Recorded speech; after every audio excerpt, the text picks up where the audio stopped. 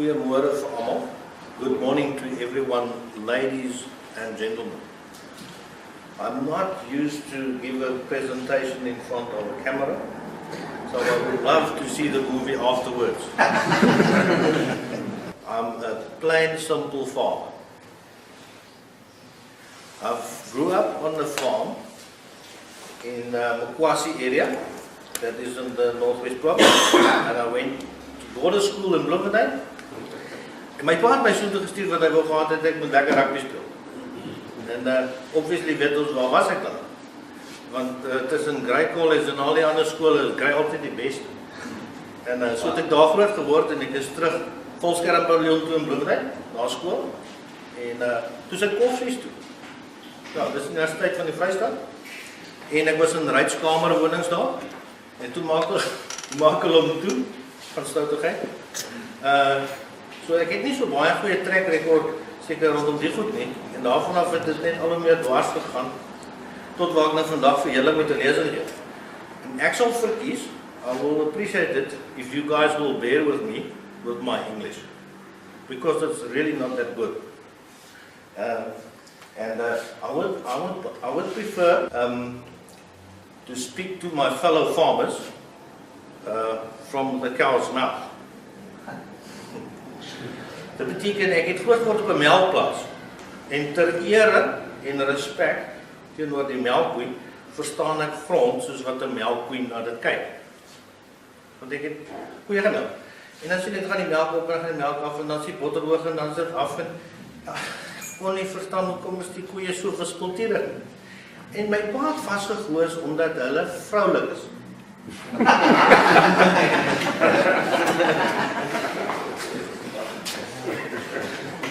So, ek kon nooit met hom stry nie, en vandag stry ek nog minder daarmee. Want ek het 'n pragtige vrou, 'n rooikop, en dit sê alles daar. Ek het 4 kinders, 2 uit die skool uit, 2 nog in die skool, en as die skool my tel, dan weet ek waaroor dit gaan. Dit gaan oor my bloedlyn, my genetics. Dan sê gewoonlik my vrou, bly jy by die huis, ek sal dit gaan hanteer, want dit is my afdeling. Dit is mos moeilikheid. Ons mans is mos altyd skuldig aan alles, is dit nie? So ons gaan vandag vlugtig net 'n blik hê in hoe ons sê in my agtergrond en ek wil soveel moontlik beteken vir julle almal. I would like to be of most value for everyone here. So we're going to have a short presentation, and if you've had a question, you're most welcome to come and ask me afterwards. Is dit reg met almal? Kry jy? Het almal na die korreltjies gekyk? Waar is die borreltjie? Nou moet er rede wees hoekom die ding daar gelaat het. Ek gaan met die deur in die huis val. Ek geniet dit baie om op 'n bord te skryf, want dan is dit geskryf en die waarde bly agter by jou. Jy vat daai goed, ek weet al, hy gaan vanaand gaan, almal, dan kyk hulle wat hy geskryf, dan bel hy en vra wat het jy gesê, wat hy al gesê. So dit gaan alles oor basics vir my, want ek is bewus daarvan dat ons boer met grond. So as ons 'n gesonde bankbalans wil bestuur in boerdery, dan moet ons by die basics begin. Eerste moet ons weet waar ons boer, en ek wil vir julle sê, I would like to share with you that the soil that you farm on right now has got good patches, bad patches and worse patches. But it's the best farm because it's your farm. There's no better farm than your farm. And weird enough, it's always every farmer walks on his field and he looks on the other side of the fence. He said, that's a better farm. Is dit so? Is dit daai ou het 'n beter plaas? Daai grond is beter, daai is swakker. You farm on your farm and that is the best soil. That is the best farm and you can make the biggest difference on your farm. Die lekker ding van boer is there's mysteries in every farm. There is no such thing as bad soil. Een koei gee 5 liter, ander koei gee 20 liter, ander gee 40 liter, hulle verskil. Een se bottervet is hoër, So we need to manage all the differences into a profitable business. And I would like to start my short presentation, Darby, on just the basics at first. Because either you understand soil, like the rumen of a cow, or you don't understand it in that way. You believe the soil to be just a medium, and you will feed that plant, or that weiding, of bome, of mielies. So, ek het die agtergrond van omtrent al die gewasse, want ek het vir baie jare met dit gewerk. Ek het eers vir Atlas organiese meststof begin werk, dis landboukundige, nadat ek met Senwes 2.2 miljoen grondontwikkelings deur is. Dis min of meer. So ek verstaan redelik 'n klein bietjie van die grondchemie en die grondfisika. En daarna het ek vir Prouford as 'n spesialist landboukundige gewerk in die Oranje rivier met al die uitvoer lucerne produkte en die neute en die wingerde en die mielies en die koring. So ek het die sandveld gewerk in aardappels tot tee, suikerriet, peperneute, noem dit. En julle sal nie glo nie. Al die plante maak een ding, ATP suiker. So dit beteken, the basic principle in any plant production, or any meat production, or any milk production, is the management of water, and sunlight, and temperature inside your soil. Dis wat dit gaan. Dit is eintlik nie baie moeilik nie. So ons moet gaan kyk na die limiting factor. Die grootste limiting factor, the biggest limiting factor, can most probably is runoff of rainwater, the runoff of water of the soil, or the infiltration tempo, the speed that the soil drains water. It can be either a balance problem in your soil, too much magnesium, too little calcium, whatever. So I would like to introduce you guys into a denkpatroon, a mindset of searching the limiting factor. Because if I can teach you to search the limiting factor on your farm, I believe then I've reached my goal. Good. What you look at here is very interesting. This is a international standardized soil analysis being done by Brookside laboratories in the United States of America. Immediately you understand that we as Advanced Agri and Jungford, we really appreciate the extraction method that Brookside laboratories use. That is the old laboratory of the Dr. Albrecht system. Now, if we use the word Dr. Albrecht, that's the verwarring. I've never met a consultant in South Africa that truly understands what Dr. Albrecht actually said. Even if every time I take a soil analysis and look at it, I look through the mirror of Dr. Albrecht. And if down at the bottom, I see the consultation people reflects on that soil analysis. And it never, not never, but most of the time, dis heeltemal verkeerd. Because they don't understand what he said. What Dr. Albrecht said, in basic terms,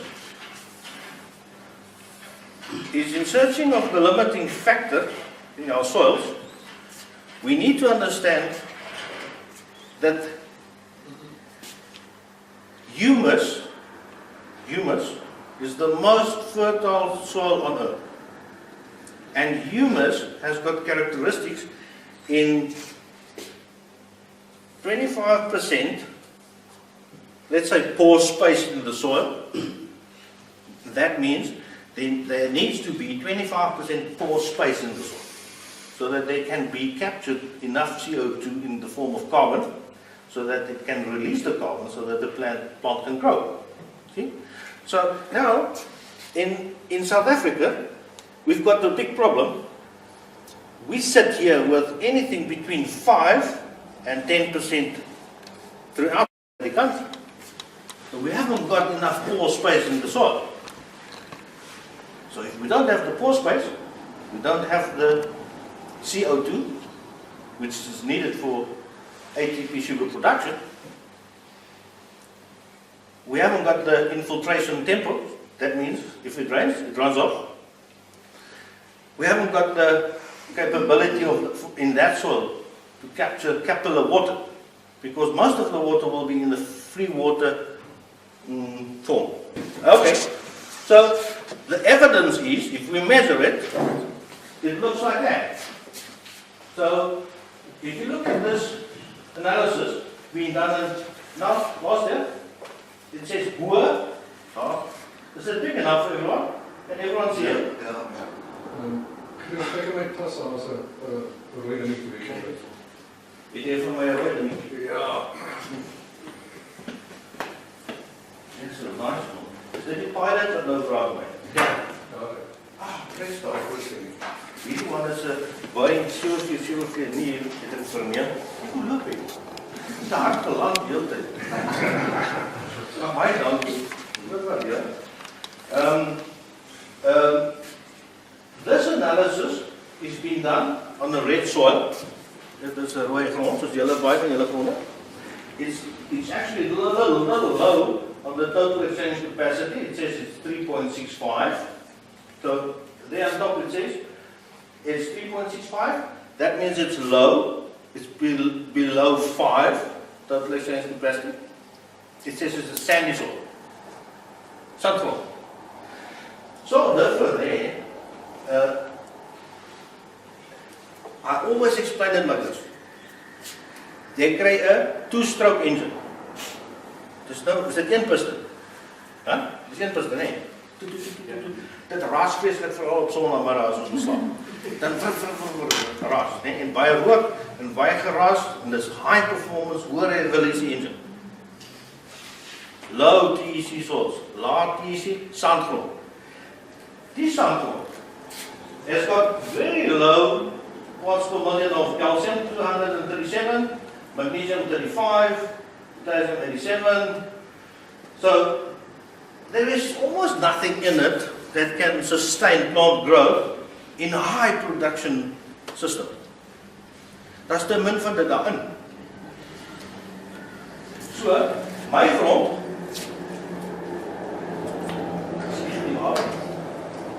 my grond se TEC waar ek boer, daarbo is 25 tot 30.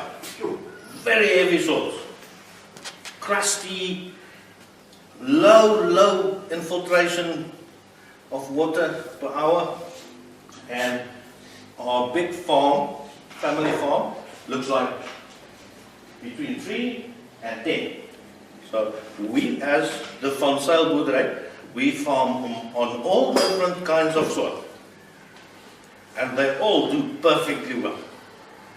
We understand that if you've got a V12 engine, the firing order of a V12 engine differs from a 4-cylinder.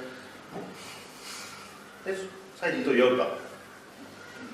So as ek 'n olifant tank gery het, daar op die brug, hoë spoed, hoe vinnig kan 'n olifant tank ry? Wie weet? 60 km. Hæ? 60 km. En agterhande? Maar lag ek so. Daai ding het 'n 19.1 liter Continental engine. Hy brand so 1200 liter brandstof in 100 km. Wie dit geweet? En dan kry jy 'n 4-silinder. Wat is hierdie goedjies? Hulle doen 20 km op 1 liter. Dis ligte goedjies wat lig op brandstof is, né? Goed. So wat ek vir julle wil wys is hierdie grond in Maja 32% kalsium ontleed. Wil ek vir julle wys? Hy het 32% kalsium en hy 8% magnesium en 6% kalium en 1% natrium en hy 52% acid in hom. Nou die groot probleem waarmee ons gesit het daarmee in Koffsies, toe ek daar uit, en ek werk nou saam met meneer, wat is jou collega se naam? Isabel, Hein, Warner. Nou hy was daar in Wesselsbron, daar by ons. Ek begin besef, grond is nie net 'n medium nie. It's not just a medium. If my soil is poor, Standard Bank's got a problem with me. Believe it or not. If your soil is not good, Standard Bank, Absa Bank, what bank are you? Have you got the bank? You are the bank. Okay. I thought I would like to know you. If your soil looks like this thing, it says your bank has a capacity of 52% more. So it's 42% leeg. It says that 52% means that the half of your fuel tank has got a hole inside it, so you can fill it up to 52%, and then it will drain out. So you can go, put in the fuel, and look at the gauge, it will go up to 52%, and there it will stay. And eventually someone will come to you and say, "Sir, you are leaking on the floor." Then I said, "No, I'm not leaking. The fuel tank is leaking, sir." "Oh, go have a look. You see, it runs out." So we've got a problem here, and Standard Bank will come to you and say, "Sir, you either fix that problem, or we will fix it for you." We sell the land. See? So what happened here is we made a recommendation, we say for this farmer. Now you go, you put on some products here, you can change it.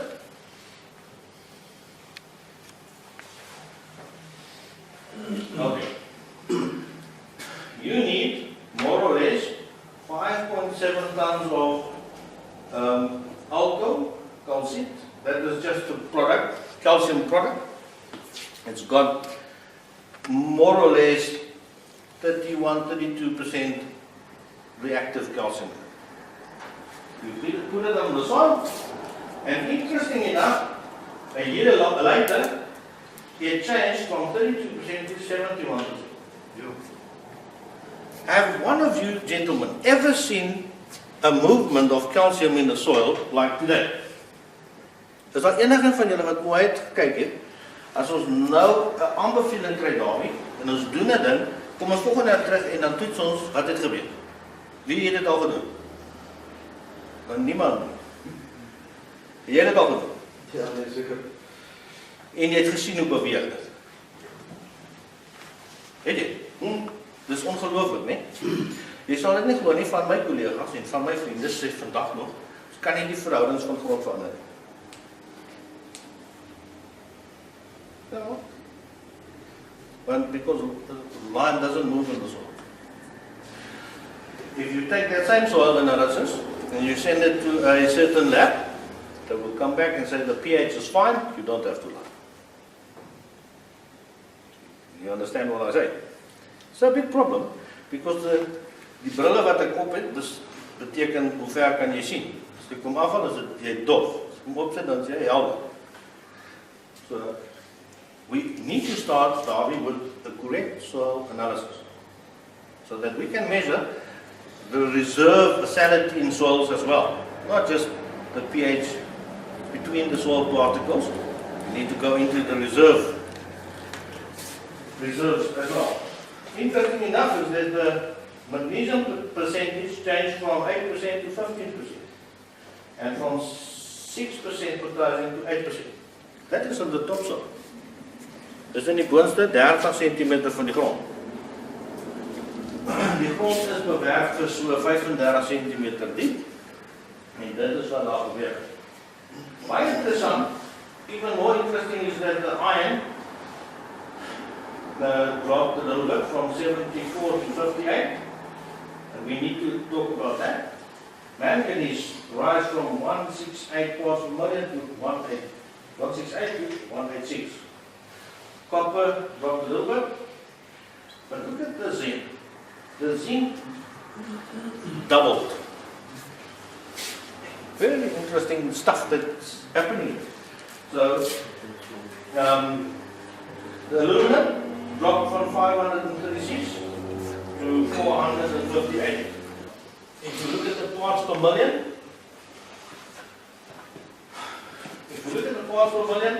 it moved from 237 to 499. The magnesium rise from 35 to 64. Why is that? It's because we limed the soil with a magnesium carbonate silicate. So what we did,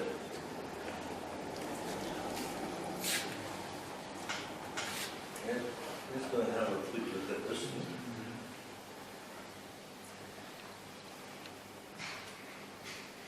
Ja, dat is te klein, nee. Nee, is erbij. Dat is het wel.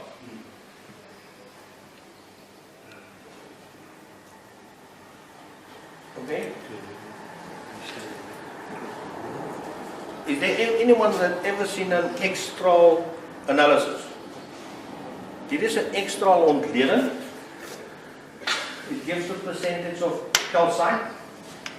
That is in the carbonate form. Portlandite is an oxide hydroxide form. There it is. Calcium hydroxide and calcium silica oxide.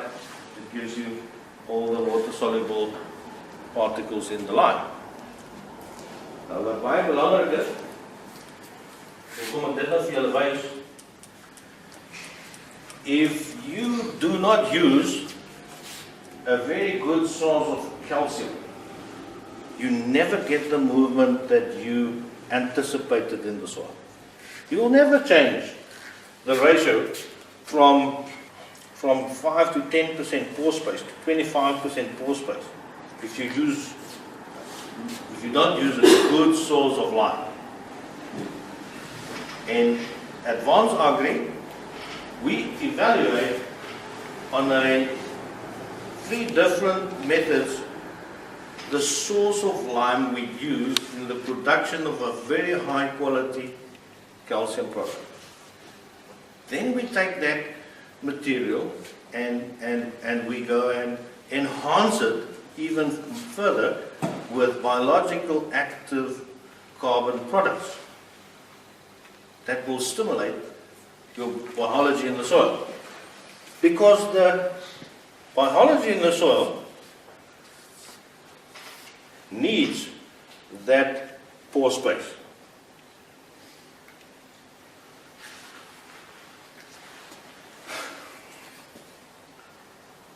We need 25% of water.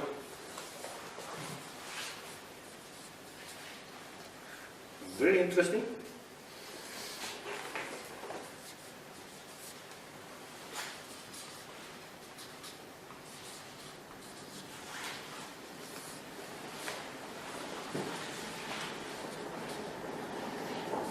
So, Advanced Agri and UMFIT, all we do is we would like to make this basics correct first.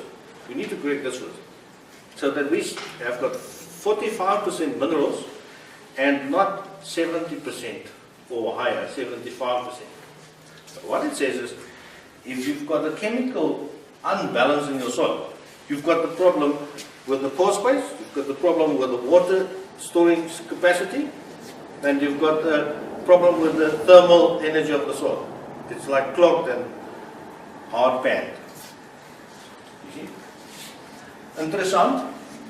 Hierdie grond, as hy 32% kalsium in het, dan rip ons so teen 23 liter brandstof per hektaar. As ons reg gemaak het, dan drop ons na 11 liter per hektaar. Dis nie waar, hè? Ons Rydex skaar, waarmee ons die lande rip. Ons rip die grond, want dit is diep sande, dit is so 1,5 kilometer diep. Dan rip ons dit in die winter op die ry. Ons Rydex skaar rekening het met 82% gedrop nadat ons die grond begin regmaak. Ja. Ons het begin in die 80er jare rip, met 'n 65 kW trekker eenkant. Toe word die trekker later nou 74 kW vierwieldryf trekker vir een ton. Toe word dit later 'n 110 kW trekker vir een ton. En ons kan nie verstaan, die grond word al harder. Toe koop ons 230 kW trekker vir 3 tande. Toe werk dit nie lekker. Toe gaan koop ons 'n 210 kW nuwe trekker vir 2 tande. En toe sê ek vir my pa, hier is 'n groot fout. Die grond is hard, maar die veld is sag. En dis hoe ons by hierdie probleem uitgekom het. Ons het agtergekom dat daar's dele van ons grond wat 130 mm water gebruik per ton graan. Gemeet met neutronvogmeters en gekalibreer en alles. Maar in daai selfde grond het ons gekry dat ons 55 mm nodig het per ton graan. Dis 'n massiewe verskil. So, weer eens, as ons teruggaan en ons gaan kyk na hierdie dissipline, ons kyk vandag na die ontdeling van die kalsium en ons gaan kyk na die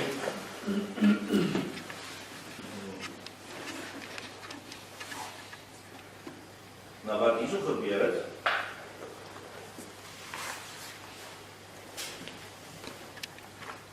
Dan beweeg hierdie grond in heeltemal 'n ander rigting op die chemiese tabel. Nou skielik is daai verdigte laag in die ondergrond. So kyk bietjie hierso, dis nou daar. Kyk net so 'n bietjie aan.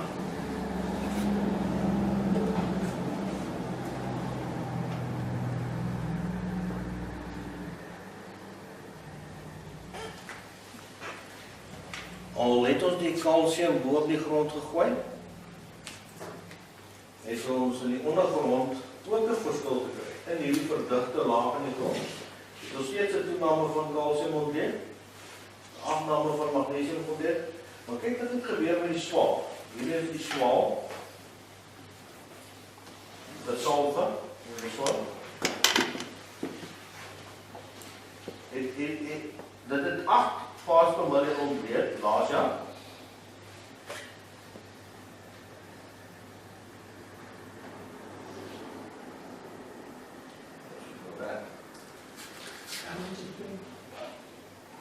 Dit het 8 parts per million ontbreek, laas jaar. Nou is dit 20. En daar is nie extra swaal gegee nie. Goed, die grond het oopgemaak, en daar kom die swaal los. Sulfate.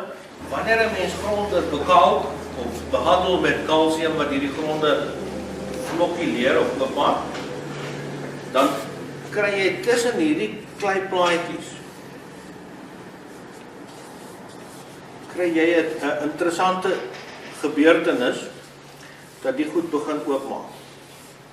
En die swaal en die fosfaat en die nitraat that's been trapped there gets released, so dit word meer. Die grond maak en dan word dit meer. En nou, 'n baie belangrike ding wat ek vir julle wil sê. So, wat ek vandag vir julle graag wil deel, it is possible to change your soil chemically, and that will feature in the physical change of your soil. Because if this happens, it's been verwys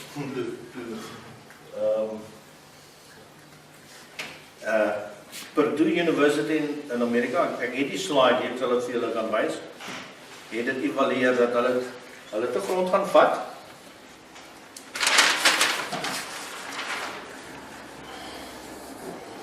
En as dit die kalsium persentasie is, van 30, 50 en 70. En dit is die water infiltration rate in inches per hour. So they limed a specific soil of a TEC of 10 up to 30% calcium, 50% calcium and 70% calcium. What interesting is, the water infiltration rate did this. Up to from 0.25 inches per hour up to 2.3 inches per hour. Is ongelooflik, min of meer dit. So, dit beteken as jy nou 25 mm in 'n uur kry in die wateraardklip werk, dan is dit werk. As jy dit reg het, dan is dit in die grond. Die groot voordeel is, hoe hoër jou infiltrasie tempo is, hoe hoër is jou CO2 release uit die grond. The deeper you balance your soil, the bigger the CO2 buffer gets. The bigger the soil moisture is.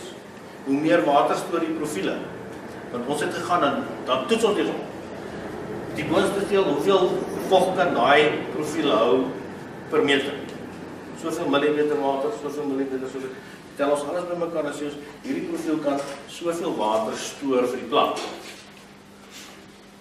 So if you do it correct, you enhance the profitability of your soil by 800% easily. Want in 1988 het die koöperasie vir ons gesê, die grond van ons, die een blok, is 'n 2 ton mieliegrond. Die ander blok is 'n 1,5 ton mieliegrond. En daar stop jy, want dan is dit nou nie meer mieliegrond nie. Onder 1,5 ton is nou sonneblomgrond. Sien? Dis ons nou in laat 80er jaar is dit vir my gesê. Ons het nie sulke goeie grond gehad vir meer as 2,5 ton mielies. Dit het nie bestaan nie. Dit het jy gekry in die Oos-Transvaal en daai gebiede. Nou in 1988 was ons 2,5 ton gronde was maar daar rond gewees. Vir die laaste 10 jaar gemiddeld lê ons op daai gronde net so hier by die 10 ton mielies per hektaar. Droland. Ek gaan dit wees. Laat 80er jare daar, toe sê hulle vir my stroomers se dele daar, dis 2 ton, 2,5 ton grond. Die gemiddeld vir die laaste 5 jaar is met die droogte afneem 'n bietjie af, maar as jy die 10 jaar gemiddeld kan vat, net so onder die 10 ton per hektaar. Die 2 ton gronde is so baie naby die 7 ton, 7,5 ton. Mielies per hektaar droogland. En dit is nie rocket science gewees nie. Ons het by basics gebly. Ons het met respek teenoor slim ouens wat baie technologies dryf.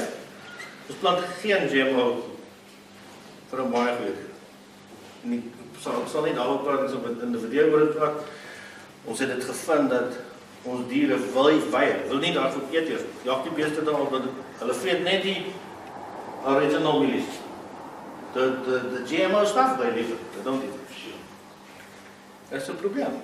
Want nou koop ons mielies, ek maak vir jou mielies, ek verkoop aan jou, jy koop en jy weet wat jy koop. Die bakterieë in jou koei weet wat sy is.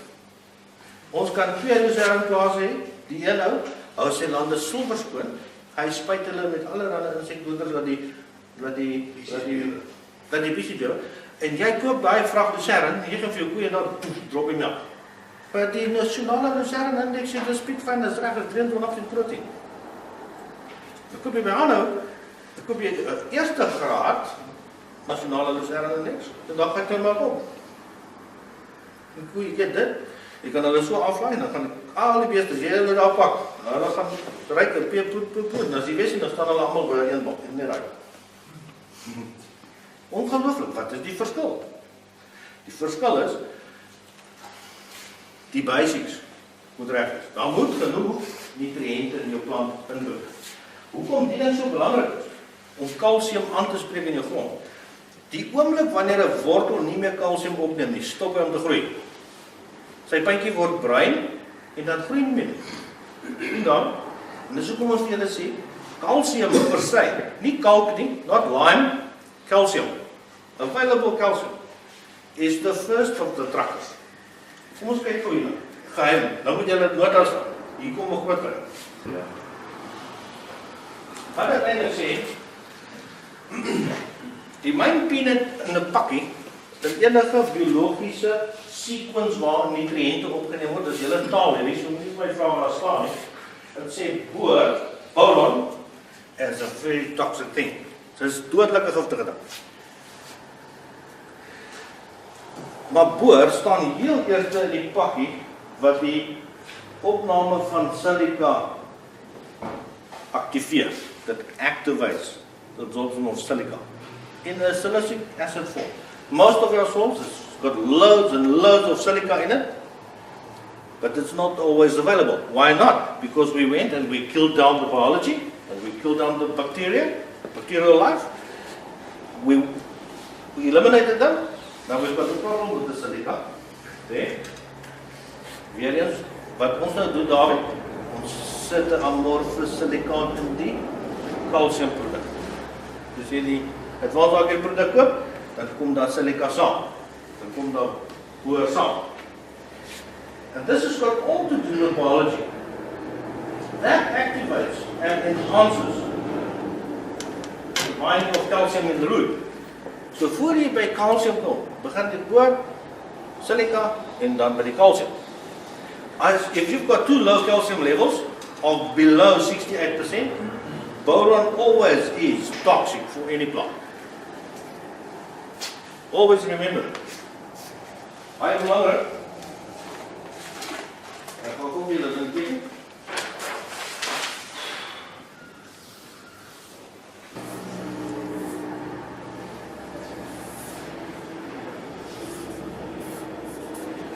Calcium word op die punt van 'n wortel opgeneem. Want so 12 mm agter sy wortelpuntjie, 12-13 mm, ontwikkel hy, we call it 'n Kasparic band, Kaspariese band. Dan kan die calcium nie meer die opgeneem word. So 'n wortel groei, 'n root grows more or less 25 mm a day.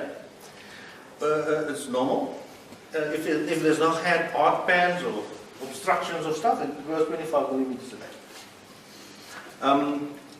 It needs to absorb calcium constantly. If it doesn't do that, it will die off. This will die. So we've got a boron and a silica triangle here. So 'n driehoek. Baie belangrik, want die een doen die ander een vir die job. The silica, it's built in here, in the side wall of your roots. The silica, the calcium, and boron regulates a few interesting processes. But which is very important is if you haven't got enough calcium in your root, in your wortel felony, in silica, it's perforated. All the nutrients go in the plant and leaks out. In the plant and leaks out. Big problem. Even so much that calcium levels in the soil can enhance the effectivity of your NPK up to 80%. In certain circumstances, we even measured more than 80%. It doubled up the effectiveness of nitrogen, phosphorus, and potassium. Because Dr. Albrecht said it's the tracker of all elements. Because in the soil, the calcium binds with phosphorus and keep the phosphorus not toxic. Because if the calcium is too low and the phosphorus is too high, it will react with the zinc and it forms a zinc phosphate. It's giftig. Zinkfosfiet, smaak rietrotte dood met dit. Koperfosfiet, ons maak swamme met dit dood, ons maak al dit. Giftig. So, baie ons grond is giftig, want niks groei daar. We can go and have a look at calcium. Goed. So, as ons wil begin by enige basiese ding, dan moet ons hierdie verstaan dat if the calcium is not good, the nitrogen there won't be effective there. Very interesting. Because if the calcium levels is high enough, the bacterial growth in the soil, the BA system, will keep your nitrogen in an ammonium form, which can't be updated irregularly. So it kan nie sommer net opgeneem word. It has to be traded off because it's positively charged. because it lies in the bacteria, so it keeps the nitrogen in the soil. If there's not enough bacterial growth, nitrogen will run into a nitrate form and it will leach because it's an animal. It's an animal and it's going to load. The reason why it needs to go down in the soil is because it's very dangerous. Because nitrogen forms of nitrate can easily push your crop into a vegetative growth with low nutrient levels, especially when there's not enough calcium. Okay. Nitrogen on its part enhances the uptake of magnesium. Baie belangrik. Because there can be no chlorophyll production as daar nie genoeg magnesium beskikbaar is. En dis nou waar die veidingspesialiste is in citrus en almal van hulle. If you don't get enough magnesium in the plant, it will be yellow, it won't produce any chlorophyll, and it will always look like a nitrogen deficiency. So what we do is we jack up the nitrogen. We put in more nitrogen. Because if you put more nitrogen on, it enhances more uptake of magnesium. And the plant gets greener. Dus wat gebeur? 80% van chlorophyll complex bestaan uit magnesium. So, ek wil van my check nou. As jy plant magnesium opneem, dan produseer dit chlorophyll. Chlorophyll in die plant het die vermoë om water te split en CO2 te split uitmekaar uit te haal, maar uit dit fosforileer fosfaat, the phosphorus into a good sugar, ATP sugar. That is the building block of all stuff. Even in your bloodstream, jou mitochondria produseer ATP. As jy Vitation koop, daar staan op ATP. So jy moet weet, in die plek van magnesium, jy nou net yster, dis hoekom jou bloed rooi is en nie groen is. Groen bloed, plante het magnesium, ons het yster, maar dieselfde ding gebeur. Ons produseer ATP suiker, melkkoe doen dit, citrusboom doen dit, almal van hulle doen dit. Phosphorus reacts with carbon, forms ATP sugar, and if it's produced there, it will activate potassium to transport the sugar. Sien julle? So die potas sal die suikers begin translokeer na die punt toe waartoe dit moet gaan. Sien? So, as dit wortel moet ontwikkel, dan vat die potas dit wortels toe. En as dit moet na die koppe van mielies toe gaan, dan gaan die suikers na die koppe toe. Dis hoe dit werk. Hier is 'n baie interessante ding. As ons 'n boor tekort het, dan weet potas nie waartoe moet hy die suiker vat nie. Dit is baie interessant. In die dag skyn die son, en dan bou die briks op. Ons het briksmeters, slim briksmeters, meet ons die briks, baie briks. Hierso in die middel van die dag is hy op sy hoogste. Interessant, as die weerlig slaan, dan is die briks weg. Ek weet nie hoe dit werk nie, maar dit is onmiddellik. Dis oomblik. Ek het in Ryk die boere se plaas en dat ek slim tools, baie slim tools, hulle is duur, dan druk ek die sap uit van die gaars, want ek doen vir SA Brouwery baie grand werk, want ek is kosloos slim, dan algegoed, en dan noteer ek alles, en weet ek nie, en ek stap so eentjie, en ek weet weer, en ek sê, maar hier is een groot probleem, hier is nou alles weg, ons het nou net gesit met 'n brief van 20, nou sit ek met 'n brief van 1,5 of 2, dis oomblik, 7 minute, dis 'n inskrywing, skoonmaak, kan nie so lank gewees het nie, maar kan nie verstaan wat hy al nie gebeur nie. En ek doen dit alles oor. En dan vir Dr. Arden Anderson, hy was hier in die Kaap, hy sê vir hom, het die weerlig nie geslaan nie?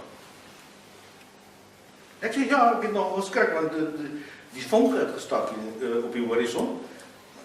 Ek sê vir my, die oomblik is die weerlig slaan, dan weer die plant, hier kom probleme, dit kan stormweer wees, haal wees, reën wees, dan vat hy in 'n split sekonde al die suikers, voep weg in die stoororgane, af wortels toe, in al die stoorplekke gaan, berg hy sy emmer. Ja, nie stupid nie. Hy gaan berg dit in die grond, Want as die weer verby is en alles is weer reg, dan kom dit weer terug. Ja. Baie interessant, hè? En toe ons teruggaan en dan kyk, al die elemente was perfek daar. So ek het die voorreg gehad om dit te mag beleef. Toe sê vir my, if there had been a boron deficiency, it wouldn't have happened that fast. Baie interessant. Ek sê toe vir hom, we've seen it, because daar ons dit gemeet het, was die een land wat baie gedrop, toe die ontledingsdrukke, toe sê, die boor is 1,5 dele per minuut, het dit alles weg gewees, en die deel wat ons net die helfte verloor het, was die boorvlakke 0,05. So dit was op, ek het dit fisies al gesien. So, wat baie belangrik is om te weet, veral met die melk, ek weet nie hoeveel melkboere, hoeveel melk? Allemaal? Wow, okay. Waar is dit helemaal voor? Wat baie belangrik is vir die melkboere om te bestuur, en ek weet nie hoe gaan mense dit doen nie, is jy wil die hoogste energie, die hoogste proteïnwaarde kos vir die gee. Maar as gevolg van weersomstandighede, fluktueer deur die dag jou suikervlak van die plant en jou proteïnvlak. En as jy jou grond gebalanseer het, binne in die normes van Dr. Albrecht, dan het jy die minste fluktuasie, maar dit sal altyd daar wees. Dis hoekom ons in die Oranje rivier, ons wag, tot ons brieks die hoogste is, dan sit ons mouers in, dan sny ons vir julle lucerne. Soos daai lucerne gebal word, is die een plant lyk soos die ander plant. Want dit word letterlik in 3 ure gedoen, so vinnig moontlik. So ons begin nie sny vanoggend, reg deur die dag na vanaand toe nie. As ons doen dit wel so, vroegoggend, dan sny ons vir die perdeboer. Dan is die suikers baie laag. Dan is daar van die perdeboer en dan die wildboer. Die goed wat na 12 gesny word, gaan na die melkboer. Want ons het ons melkboer. Ons weet, hulle koop net ons want ons gee vir hulle die hoogste.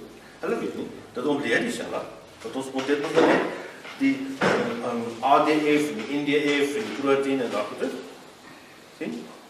Maar ek weet, my lande, wat 15 kg saad geplant is, gaan na die wildboere, stokkere, perdeboere. Perdeboere is weerboere. Hulle het altyd 'n probleem. Want die blare val af en wat. En hulle wil 'n klein balkie en hulle wil nooit betaal nie. En melkboere, ons plant hulle lucerne. Baie spesiaal. Ons gemaak ons melkboere se fosfaatvlakke 300 dele per minuut. Ons gemaak hulle kalsiumvlakke 75%. Ons plant 40 kg saad. Fyn tak. En ons sny daai goed spesifiek af, dan ontleed dit dairy quality. Dis hoekom dit dairy quality is. Dan ontleed hy tussen 23 en 28% proteïen.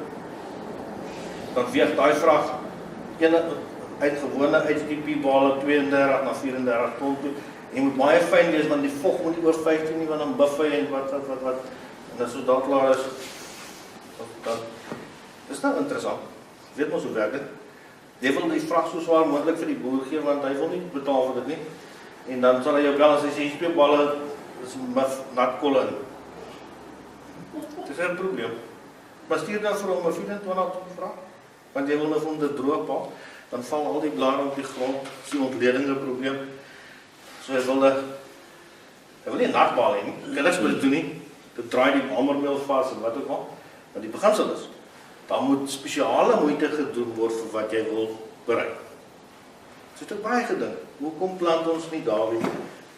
Hierso, 'n ding soos 'n fine cut rootsgras, wat vir jou 20% proteïen en 20 ton wei per hektaar kan gee. Dan het jy dan 'n massiewe voerbank wat jy kan rondebal daar bal langs die land, dan het jy altyd 'n baie goeie hoë proteïen rief. En dan sê julle vir my dan, sê vir al die lucerne voorluister, ons plant vir hierdie klomp ouens hier onder net dairy quality lucerne. Ons gaan nie vir 25 ton opbrengs nie, ons gaan net vir 15 ton, maar die beste kwaliteit. En dan maak dit vir almal sin. Soos wat ons met die ultra fyn gemaalde kalsium korrel blend, doen ons nou in die wind 300 kg hektaar, waar ons in die verlede moes 7 ton kalk gooi. dit is goedkoper, dit is vinniger, dit is meer effektief. Ons kan dit by herhaling doen, ons kan dit in variasie doen, ons kan dit met enige stuk doen. Ons blend hulle met enige iets van kalsium, magnesium en swaal. Die swaal probeer, dit gaan swaal. Die magnesium probeer, gaan magnesium. Dit kan gekoud word met mikroelemente. Enige mikroelement wat jy tekort het, kan ons dit vir jou op koud. Want ons het 'n baie oulike binding agent wat ons dan nou die boor of sink of yster of koper of mangaan kan koud opbak. Op die dosis wat jy nodig het. So op daai hoogtepunt daarin nie. Weet ek nie of ek nou nog iets wat ek met die manne kan deel. Ek vreeslik om goed in data wat ek vir julle kan doen. Maar ek wou net vir julle wys, dit is moontlik dan. Dit is moontlik om jou grond se verhoudings te verander tot voordeel van jou boerdery. Dat as jy reën kry of as jy duur water besproei, dat jy nie verliese het van vog. Ons het baie interessant in die proses wat ons die goed gedoen het, gevind dat as ek, en ek het na Dr. Jan Jacobs toe gery, ek moet dit nou vir julle sê, vir 'n rede. 2 jaar terug kry ons nie reën nie. En daai 5000 hektar lande lê daar en ek sê vir my boetie, jong, dit raak nou kritiese goed, want ons gaan nou in Kersfees in. So kom ons maak so. Ons gee al die arbeid af. Al ons topdrywers en almal gee ons af. Ons sê vir hulle, ons kan nie vir hulle sê wanneer moet hulle terugkom nie, maar as hulle sien dit reën, dan moet hulle kom. So as it rains, they come to work. We will pay them wherever they go. Wat 'n groot fout daar. Hulle het verskriklik baie gekuier. Dus hulle so 5 dae, 6 dae laat na dit begin reën, want dit was hierso in 10 Januarie, toe begin dit reën. Nou by ons kan ons nie mielies plant na die 10de Januarie. Dan is dit te laat, die koekgroeiseisoen is te kort, want die 22ste Desember, en julle moet nou mooi luister, dan begin die dae korter word. Wat beteken? Al die plante om jou is bewus daarvan dat die dae word korter. En ek weet vir 'n feit dat as jy mielies by ons plant 20 Januarie, ryp hulle dood in April, Mei. Want die mielie kan net nie vinnig genoeg fosfaat, fosforileer en suiker bou. En ek ry nou op Jan van die wat ek sê van luister. Jou aminofix proewe op jou webwerf sê dat jy kon die tomatieoes vervroeg en die piekdragtyd verleng tot 'n 40% opbrengverhoging. Gee vir my van daai goed, ek wil hulle gaan spuit. Daarby en ek van daai aminofix en ek gaan spuit 4 liter per hektaar oor hoors op ons opkom met hierso in Februarie. En ek volg dit op week 6. Spuit ek hulle weer voor. Oor 2300 hektar wat geplant was in 4 dae. Dis wat ons kon plant het, dis ons dan. So wat ek gaan doen dit doen. Ek het al die noordelike hellings en al die westelike hellings om ons hele plaas gaan uitsoek. My boetie het gesê, al die diep sande, dit word tussen plant. Al die vlakgronde wat vroeg in klei toeneem, ons plant dan. En ons plant net noordelike hellings en westelike hellings. En hy was slim, hy het dop nee. Hy plant 'n blokkie so mooi watermooi grond, wat lekker reën kry. Hy lê so in 'n oostelike helling. Plant hom toe, maar is 'n sand diep. Hy het 'n mooi mishoes gemaak op daar. Daar het hy vir my kom sê, hy verstaan nie mooi nie, maar ek wil vertel. Sê vir ons baie voor. As die dae korter word, het jy 'n probleem met wortelontwikkeling. As die dae langer word, groei jou plant onder die grond. As die dae korter word, groei dit. So daai plant kon nie met sy wortelstelsel kompenseer vir genoeg nutriënte vir daai goed. Maar die kleigronde het kapillêre vogbeweging van onderaf wat heeltyd opslaan, opslaan en hulle vrugbaarheid is baie hoog. Dis hoekom ons so goed gedoen het op die vlak kleigronde, laat aanplant. Maar ons spuit daai goed daar. En ek het 'n statistiese 830 kg per hektaar opbrengsverhoging gehad waar ons die 4 liter aminofix gespuit het een keer. Ja, en dit was baane gespuit oor 2300 hektar. So toe ons klaar is, toe vat ons die interpolering van die opbrengkaarte My boetie doen dit toe, en as ek sien ons. Toe gaan werk ek vinnig, het 800 kg mielies. En die prys was nou nogal 'n wilprys, want ons het oor by die 3.500 rand 'n ton gekry daai jaar. Maar daar was nie mielies nie. Anders is hierdie jaar. En was die rendement in koste van rondweg 250-60 rand per hektaar niks daar teenoor wat Aminofix ons gedoen het. Toe gaan ek na OVK se proefpersele toe in Houttown en ons plant baie mooi statistiese proewe van al die kultivars saam met die LNF. En ek is nou stout, gaan en ek gaan spuit die goed oor hoofs, 2 bespuitings van 4 liter. Nou die standaard afwyking op koringproduksie was gewees tussen 4.5 ton van die kultivars en 11,5 ton van die kultivars. So daar was 'n redelike fluktuasie tussen die kultivars en ons het dit op 4 lokaliteite gedoen. Ons het in 1 lokaliteit gaan vat wat 'n vry kalk grond was en die Aminofix dwars oor die hele proef versprei van almal so. En die gemiddeld van die proef was 9.1 ton, wat 2 ton hoër was soos al die ander proewe. In die eerste plek mooi hoor, maar wat interessant was, al die herhalings se fluktuasies het nie meer gefluktueer as 250 kg per hektaar. Terwyl op al die ander het hulle gevarieer 4 ton variasie. So ons is nie klaar met Aminofix proewe nie. Ons is nog besig met dit. Maar daar's iets interessants in die Aminofix wat ons baie waardeer. Wat ons baie waardeer is dit het 'n KIK waarde van 1700. Aminofix, hierdie grond se KIK waarde is 10% capacity 3.65. Aminofix is 1700 tested. Van die potassium was open tested. So imagine yourself, kan jy dink wat se effek het 'n liter Aminofix eintlik in enige grond? So dit het 'n ongelooflike hoë kieleervermoë. Wat nice is van Aminofix, it's not pH sensitive. It's not like the humic and fulvic acid that we've been working for all of my life. It's a biological form, so dit is 'n plantaardige, nie pH-sensitiewe organiese suur. Dus vat dit in die vliegtuig bespuitings, en as jy nou 'n pilot nou wil gatvol maak, dan moet jy paljasse goed in 'n vliegtuig oopmaak. Dit gebeur nie, né? Jy gooi niks in 'n ou se vliegtuig. Want dit is al ewig verstopper, maar nou gooi jy die organiese toepassing goed in, en dan skei die goed daar, dan word dit dik, en dan verstop dit die nozzels. Dan is 'n versekering op jou. Ons het nie een comeback gehad met die bespuiting van Aminofix vir 3 jaar. Dis tankmengbaar met enige ding. Ongelooflik. Ander interessante ding wat ons wil waardeer het, met die gebruik van Aminofix, saam met ons kalsiumkorrel, het ons in 1 seisoen 'n wemeling van ertwurms in ons ware. Dit was vir ons 'n eye-opener. Was ongelooflik. 'n Ander ding is ons het spesies van fungi groei in ons noute lande gekry wat ons nie geken het.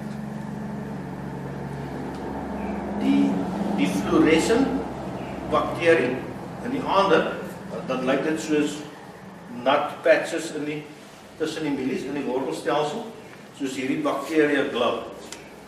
Dit was ongelooflik goed wat ons sien. Frans het nog probeer afneem. Goed. So dit enhance biologiese aktiwiteit geweldig. Ons glo, interessant, 'n deel waar ons hierdie strook bespuitings gedoen het. Toe ons gestroop het, sien ons maar dis nou weird, want hier kom onkruide op, dan kom maar geen onkruide op. Kom onkruide op, geen onkruide.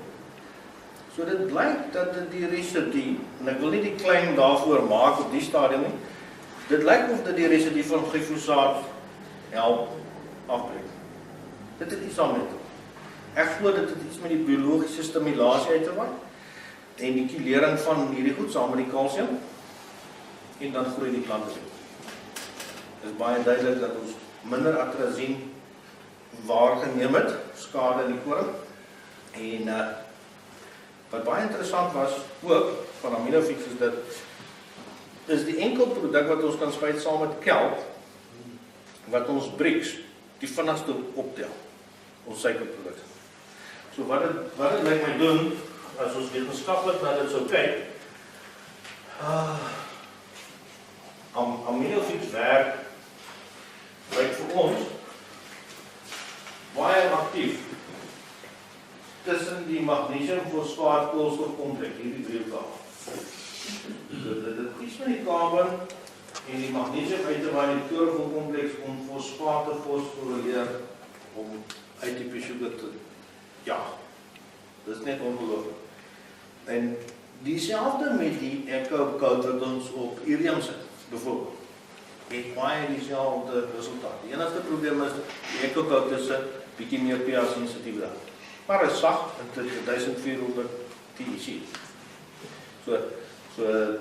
Daarmee, ek is so bereidwillig om enige vraag te antwoord, is dit privaat of in die gehoor. Baie dankie vir julle meelewendheid en niemand het in die slaap geraak nie. So baie dankie vir julle. Ek wil gou vir julle iets net sê, ek het dit vergeet.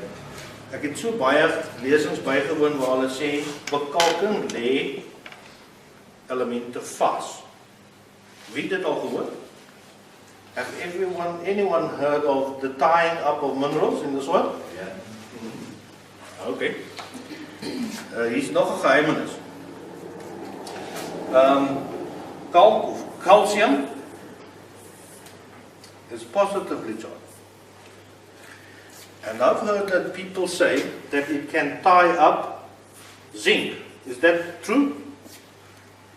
Have anyone heard of the tying up of zinc? Many people say it ties up zinc. Or micronutrients like copper and manganese and iron.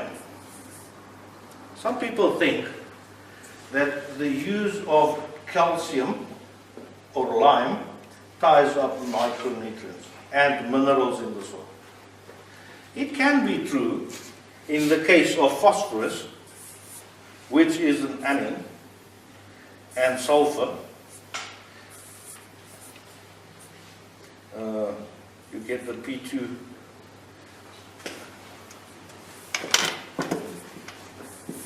R2P3, 4, 5. So you get the specific forms of phosphorus, which is an anion, that can go and react with calcium to form a tricalcium phosphate. It's bind, it's tied up. So it can happen, but I rarely see calcium tying up phosphorus. Every time we lime, every time we put good calcium on the soil, it's weird that the calcium usually goes out. Usually. But we do use good forms of calcium to pressure phosphorus down. So because if phosphorus gets too high, you need to put on calcium to lower the available phosphorus forms. So the calcium goes and ties up with the phosphorus and it keeps it in the buffer for the soil. The micronutrients will make that available in 300 years when your kids are farming there. It's possible. No. But it can happen in 1 year. If it's needed, the biology will deliver it. See that? So it's not gone. It's a soft bone meal. So many people say it's gone forever. It's not true. The problem with the zinc, which is a cation, copper, manganese, and iron in different forms, with different polarities, is the timing of using good volumes of calcium is very important because you're going to oxidize the soil. You see? So jy gaan die suurstofvlakke verhoog in die grond. So you're going to oxidize the soil and then you sit with an oxidized form of nutrient. And that is not available. It's not tied up, it's oxidized. See? Very interesting, isn't it? Yeah. So we need to understand that if you want to do heavy appliances of lime, you shouldn't do that in the growing season. So when you know you need a good levels of nutrients available for your plant, when the temperature rises, you stay away of liming. You don't lime in the growing season. Jy moet baie versigtig wees om nie te veel in die seisoen van hierdie geoksideerde goed te gooi nie, anders gaan jy mikroelemente veroorsaak tekorte veroorsaak. And one of them that's always been oxidized first is iron. Altyd yster. Yster is altyd 'n probleem. It's always a problem. So when we do heavy liming, we do it in the winter when the crop's died off. There's nothing to grow. So then we put on the heavy stuff of lime. So if you respect that, you will never have a problem with calcium. If you don't respect it, you're going to have a problem with calcium. Because I've heard so many times that many farmers say, oh, you can't lime before you plant a soybean crop because it's going to get sick. I said, obviously it will get sick if you lime it in season. Because it's going to oxidize the manganese, and the plant don't take up manganese, and then it gets fit off tranality sick. Because manganese activates the weerstand, the resistance against all this pests in the crop. The same with wheat, the same with maize, the phytophthora and everything else. So if we respect the timing of liming, we will never have a problem. If you don't respect the timing of liming, you're going to have a problem. Is jy 'n gifman? Jy nie. Wie is 'n gifman? Jy nie, moet almal, ja, jy sal dit verstaan. So as jy wil baie phytophthora spuit en sal laat ons geen swaar bekalking, nee, dan wat dit moet gedoen word, né? It must be done. Sometimes the sooner we do it, the better. But if we know we're going to have a problem with lime, don't leave the lime and give the lime. You see? It's better to start off today than to wait another year and sweat it out.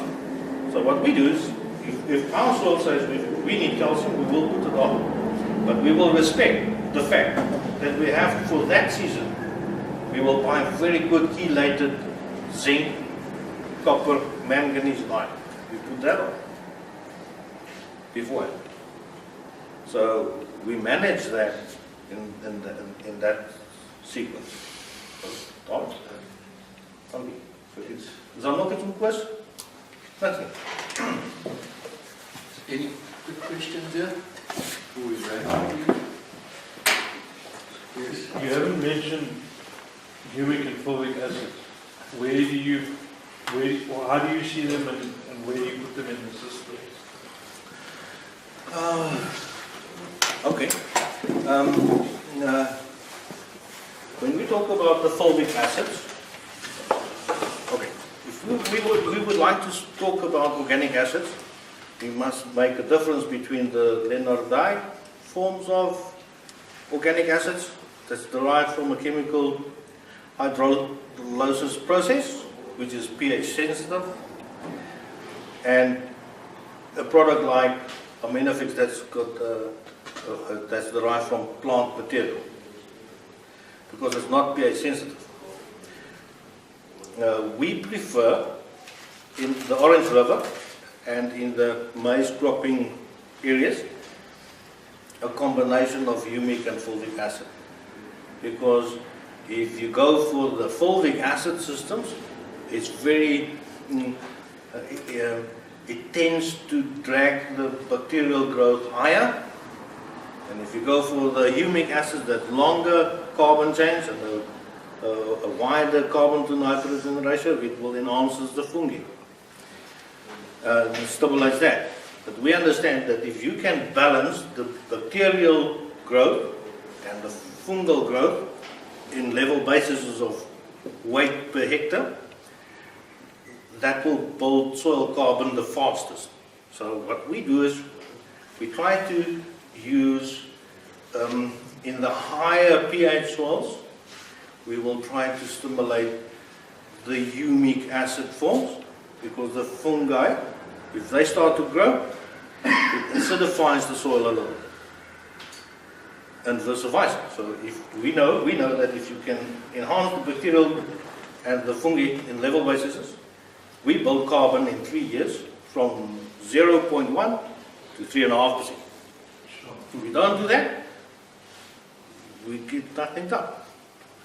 So the fulvic acids, it's very interesting. They've got different capabilities of chelating certain elements. So if you use fulvics, you must go with the phosphorus. And if you go humates, you go for the higher pHs on nitrogen. So we manage it in that way at the moment. Does that make sense? What is a higher pH? Yeah. Okay, if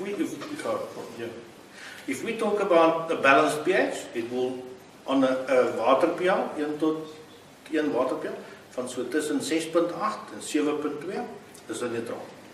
Ons wil graag kyk of kan ons daar eindig op soil balance. If it's lower than 6.8 and even lower, the pH is dropped. And if it goes beyond 7.3, it gets alkaline. So, ek hoop ek verstaan wat jy vir my vra. So when you say a higher pH for your humic acid, are you when your pH is at 6 or 7 or between 4 and 5 as opposed to 3 and 4? Oh no, high pH is above 7. Above 7. So from 6.8 and up. So we shouldn't be using humic acids more. We should be using fulvic acids more than humic acid. Because our average pH is between 4 and 5 and more. That's on the KCL. Oh, the soil pH. Yeah. Oh, it's very interesting. You see, when you look at the soil, first thing on the pH, and this is very important, if we talk about soil pH, we need to understand one. That is a very clever question. Yeah, I wish everyone would ask that. Well done, sir. Okay. pH, it's actually not P, it's just P thing, you see. pH is actually, we've got two catalysts in the soil. Hydrogen is the smallest and the lightest on the periodic table. And then we've got the oxidized form of hydrogen. So you must understand, if the pH travels in the soil and between the soil particles, this hydroxyl complex will generate a higher pH. The hydrogen will generate a lower pH. Very interesting. But you need that. But if we've got a soil particle, then we've got hydrogen there. But in certain soils we have got hydrogen even in here. So we say that is buffered acid.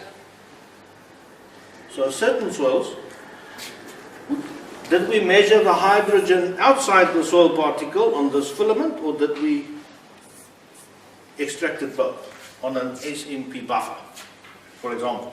So certain soils has got a buffer of acidity inside it. And especially if you go to Yugi and of these red clay soils, they've got reserve acidity inside it.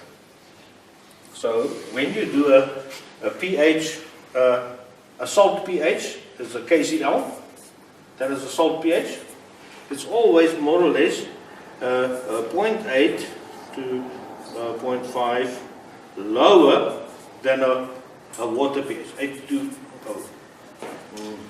to 1, 8 to 1. So if you've got a water pH, it's always 0.8, 0.65 higher than a salt pH. But if we don't do an SMP buffer, and you can read it on the internet, if you don't do an SMP buffer, then you will never know how much reserve acid is in the soil. So it's very important to start off on the right side to make sure that you've measured all the acidity. And if you've done that, then you have to go and check why is it a problem. And usually we sit with that problem in high pH soils. Why is the pH of the soil high? Is the pH high because of the calcium? Or is the pH high because of the sodium? Because in high pH soils, in the Orange River, we have limed them and then we drop the pH on a liner. So before you go and look at the humic acid forms, you first have to address the pH problem. So it will be fertile to go and buy very expensive humic and fulvic acids considering pH. So we must first go and look, why is the pH so low? See? And an interesting thing, in the high rainfall areas, if you get low potassium levels, you will never get the pH right.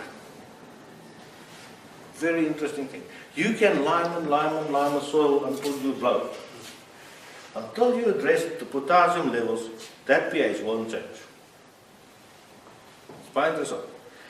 So if you want to change the pH, the fastest you take table salt, which is a sodium chloride, and you change that pH in 1 day. Because sodium has got a love affair with hydroxyl, natrium hydroxide. If you use potassium or natrium hydroxide, you will solubilize the carbon content of that soil. And then if it rains, the carbon will drain deeper into the soil. This is a very high pH concentration. It can go to 14. So pH needs to be steered, managed. So, and there's certain ways to manage pH. So I never look at pH and make a decision.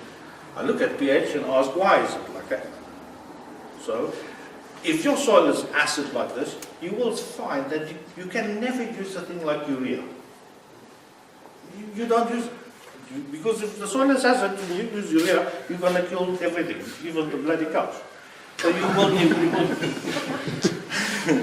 will use a form like limestone nitrate, K-N. It's much better. On the soil? On the Yeah, soil? on the soil. Not on the plant? Well, you can put it on the plant. Too much urea. If you want a crop sprayer, you use urea, it's good. What I try to say is, up north, we need to earn the right to use a very inexpensive form of nitrogen. So we don't want to use very expensive forms of nitrogen. We would like to use urea. Before we can use urea, we need to address the calcium problem. So we know that you won't use urea if you've got a high acid soil. Because you can't cook it. Dis so. So hoe moet ek dit? Dit moet so maak.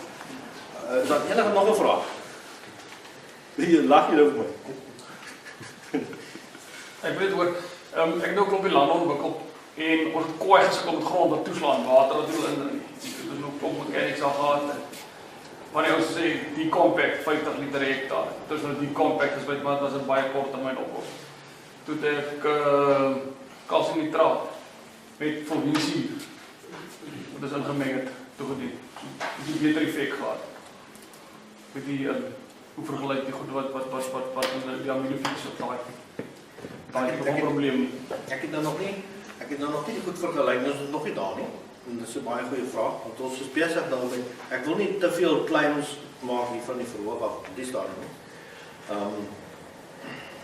Ons sal dit moet toets. Maar dit werk fantasties.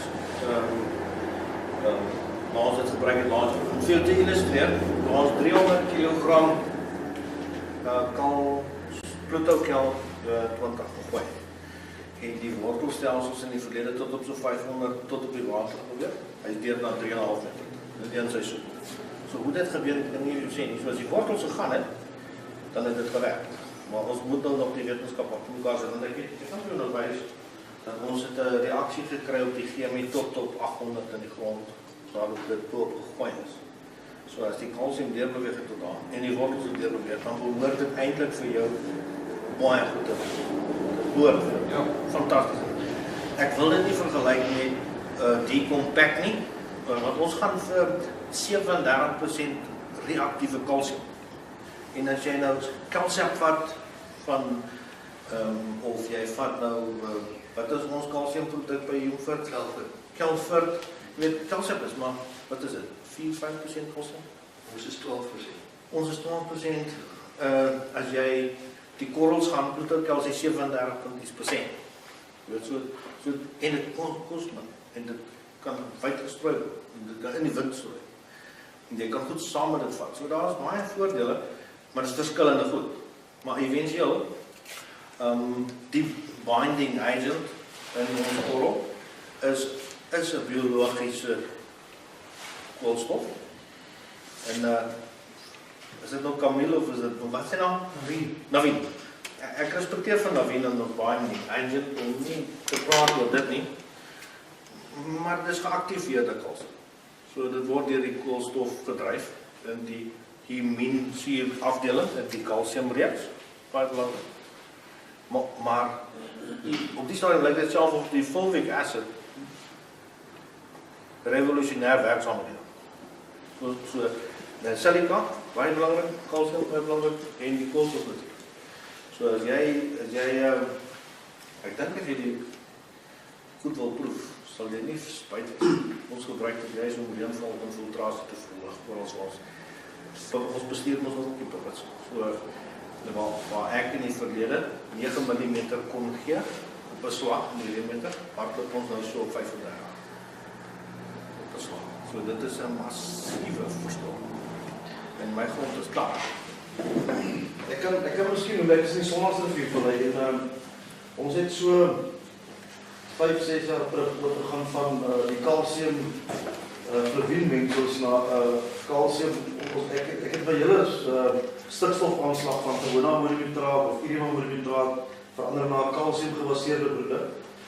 En ons het dit vervang met aminofix. En ek maak gemaklik al 30% snit op ons stikstofbemesting. Ongelooflik. En daai stikstofvlakke bly nog steeds hoog. En jy kan die grond, jy kan sien hoe grond verbeter word. So miskien nou 'n vraag beantwoord. Ons het die fluoriensuur vervang met aminofix. Ja, maar fantasties, want aminofix is 'n kombinasie eintlik, nee, van verskillende koolstofkettinglengtes. En ons moet dit praat, nee, want dit is belangrik. Jy kan nie 'n suiwer fulviensuur of 'n suiwer iminsuur vergelyk met aminofix. Aminofix het al die boublokke, al die verskillende vlakke van biologie stimuleer, nee. So hy werk tussen die ammonium en die nitraat vorm. Hy werk tussen die fungi en die bakterieë vorm. So dis 'n bitter slimmer. Ek weet nie hoe die hel het hulle dit reg gekry om dit te bou nie, maar dit werk baie goed vir hom. Maar jy's reg.